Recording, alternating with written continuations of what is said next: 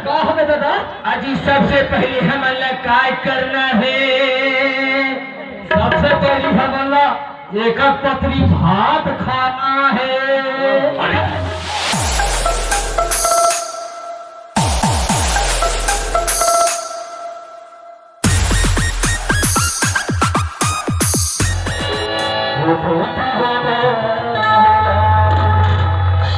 अरे दिल दे दे तो मेरा मन सब तो सारी गला अरे सब तो सारी गला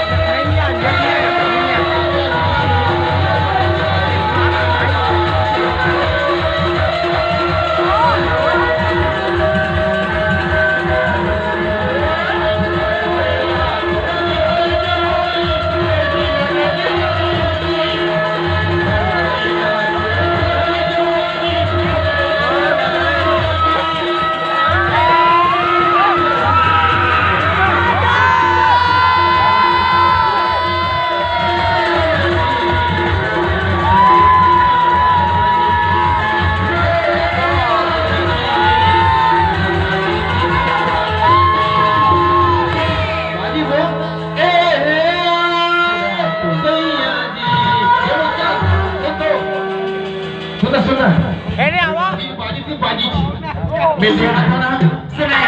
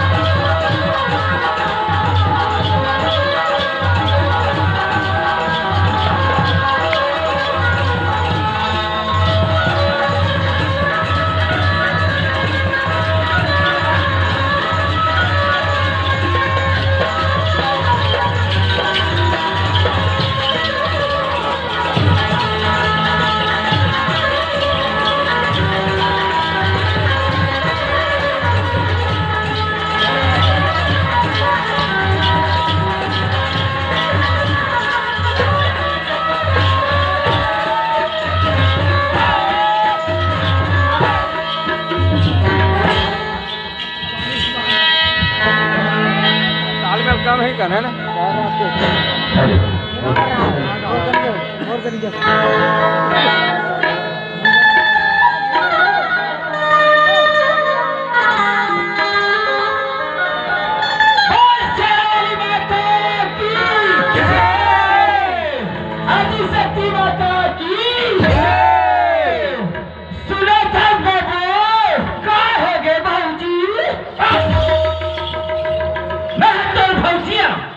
बाबू वैसे नहीं कहा था छोकरा मान तो कैसे कहा था मोर 1.5 सास मान। मैं तो 1.5 सास हो तो मैं तो छोकरा हूँ। वैसे नहीं कहा था मोर साथी की था तो कैसे कहा था मोर दुर्गा हाथी की था। पागल सारी बात कहते हम बैठा रहे कैसे मैं हूँ दुर्गा हाथिया तब मैं तो साथी हूँ। साथी मतलब क्या होते जानते का होते दादा संगीत होरियर साथी कहे जाते तो बोला संगवारी कैसे तब जीते हम एक अच्छे संगवारी ओए सुना सच का होते दादा आज सबसे पहले हमला काय करना है। सबसे पहले हमला एक पत्री भात खाना है। अजी भात खा के काय करना है। भात खा के हमला तरिया जाना है और तरिया जाके काय करना है।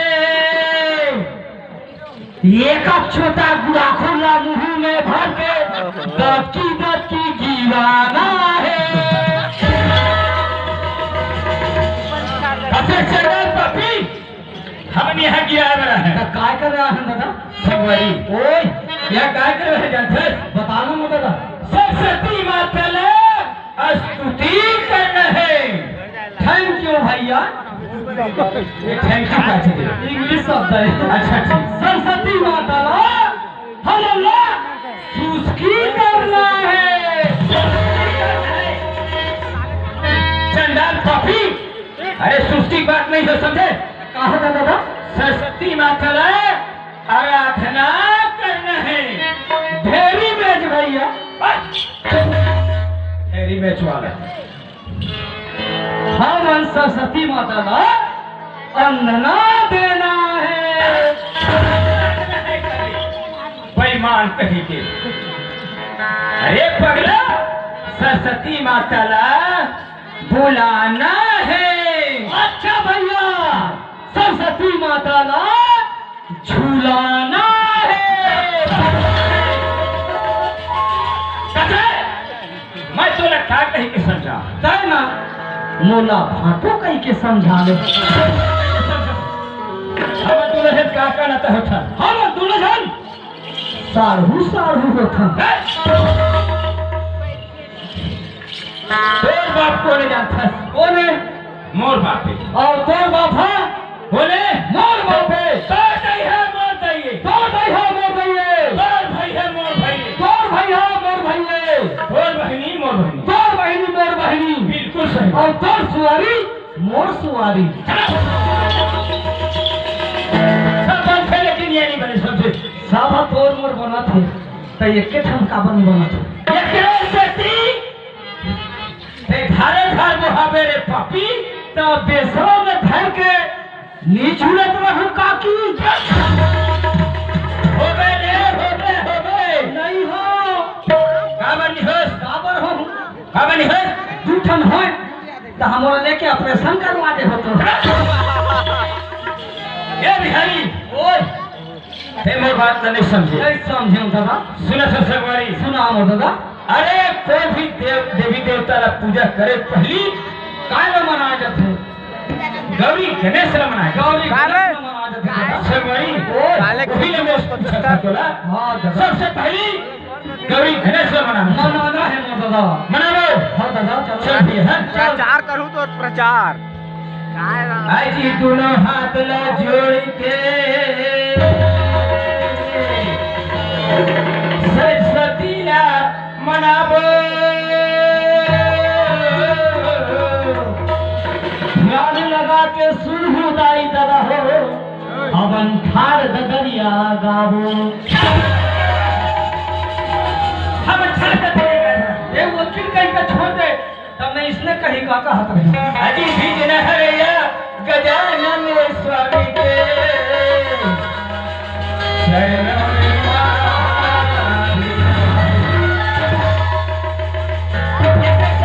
भैया जय गणेश जय गणेश जय गणेश तेरा माता रानी पार्वती सीता महादेव एक शांति दयावंती प्यारे पूजाधारी और मुसवाला भूंज के खाबो छन दे बेगारी।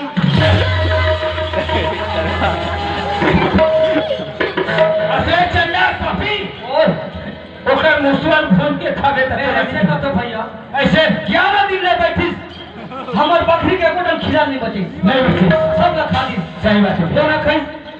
हैं कौन खाई? खाए तो कोल्होनी आदमी कैसे नहीं लेकिन चढ़ाई ने आदमी चल खाई है और आदमी मन खा दी। खाली समय कथो हमर बकरी खिला खा दी और जब तक केला फूला काय काय कथे सेव में हमने नहीं जानो दादा दिला ओहु ला खा दी तमे कथो ओकर भूसवा ना भूज के खा दे तुम का। ओए अरे 3 लाख 14 भाग के मानी के समझे कसम है दादा। ओकर मुसवाल खावे तारा श्राप दे दी शराब दे दी भैया है तो मां कसम मन पी देबो। ओ पिए वाले शराब नहीं है रे तो काय वाला है? ये मर्द है कैसे शराब देते मन जैसे मन जैसे ही अगर तो न कहीं जाने बिहारी मर जावे कह के मर जावे निमर अबे चले का ना मर जा के मर जाऊं करते है कनाडा वाह मैं नहीं कहा था ना कौन कही भगवान है कहीं वो हमारा काबर उसने मर जा कही जी वाह हर साल 11 दिन लोग बैठा रहा था नहीं और माझा तक हमने के बोरा था तो हमारा मर जा कही हुआ। ओकर सवारी ने भूल के खावे करनी अभी हाँ उसने देखा ना दादा ओकर सती शराब दी लेकर आ रे बेकार शराब। हाँ संगवारी ओए सुने खत मोर भाई सुना मत दादा। ठंडा लगा तो लेकर भाई अजी मोटर चेक के खपरा खोले आए हाय अजी मोटर चेक के खपरा खोले भटकत भटकत आए हैं और जामली के दाई दादा कोई मंदे दरबार संग लगाए दस कमरे में आए हो 10 कमरे का होगी ये दे लड़का मान सब जन को मुंह लगे हाथ छल ने बोल भाग कौन में और भाग ऊपर कर दी वाली बात है भैया यार लड़का मन मुंह ना जो हाथ है जो हाथ है तो कातो मुंह में ठुमका थे। मेरे से नाम बाकी अरे बिहारी के जुबान से छोटे मोटे कुछ राम भजन सुना देती अच्छा नाम भजन रामायण के कोई जगह मोला पूछे रामायण के कोई जगह ना पूछ रहे जी ऐसे हाँ जी जब रावण राजा सीता लगी तब वो कहाँ रखी छोटे छोटे बात ना पूछते जब रावण राजा सीता न लगी तो बोला पैरों में धरो के राखी सीता माता और पैरा भर के सीता माता के है जे सीता के तो मैं फर वाला सीता समझ भैया केवल माता भरने गए हो नहीं डाल रहे अगर बात को फर वाला सीता समझाते हैं ऐसे जब सीता माता ला रावण लगी बोला अशोक वहाँ टिका में रखा इस मुद्दा ऐसे रामायण अगर सुना देते ताकि मोरो मन गदगद हो और मन दर्द हो जाती हाँ भैया तो सुनना चाहता हाँ बिल्कुल है फिर सुना अरे तोला का बताओ रे बाबू कैसे कैसे कैसे अरे तोला का बताओ रे बाबू वाह मोर छोटे भाई तोर दई के दौकाताओ रे हम दोनों झल्ला सके जिस भैया और तोर दई तोर मामा घर पे मैं तो राम भजन महाभारत सुख सागर की बात तक नहीं कहते हैं लेकिन तय मार खावे खावे साथ ऊपर मार खावे ओकर से चलते आगे ये भैया ये करा फुटू सब छड़ी आ जाए देखा ले सूरत तो का तोर मुतला काला कर देना तक कोई ना थोको तोर मोरदार नहीं गले काबर निकाली धक्का तो सोडा डाल दो ना मैं तो लगा कुछ नहीं करो मतलब कुछ नहीं करो नहीं रखो नहीं रखो आँख लो ना जो देखा तो ये है पूरे 4 दिन के बाद मैं हर बार हो गया राम राम